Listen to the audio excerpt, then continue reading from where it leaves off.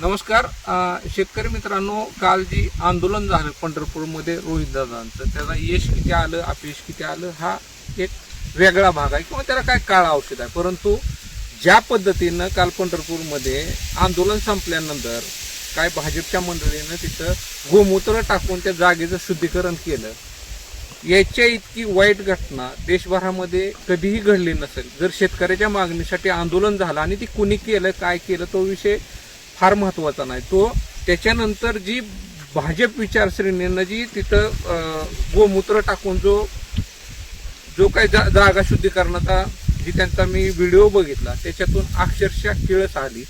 इथपर्यंतच राजकारण्यांना वाईट वागा की भविष्य काळामध्ये आम्हाला तुमच्यासोबत राहू वाटू नये.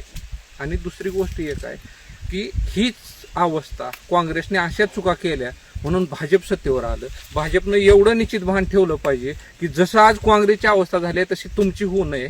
कारण कुठल्याच पक्षाची इतकी वाईट अवस्था झालेली आमच्यासारख्या सर्वसामान्य नागरिकांना पटणार नाही. कारण लोकशाहीमध्ये दोन्ही बाजू ह्या सक्षम असाव्या आणि हीच अवस्था भविष्य काळामध्ये भाजपची होईल याच्यामध्ये मला कुठलीही शंका वाटत नाही. कारण ही जर असंच चालू राहिलं तर ही सर्वसामान्य माणसाच्या शेतकऱ्यांच्या मनाला कुठंतरी घात करून जात आहे. अक्षरशः ती बघितल्यानंतर किळसवाणी झालं. म्हणजे त्याच्यापेक्षा वाईट काहीच असू शकत नाही.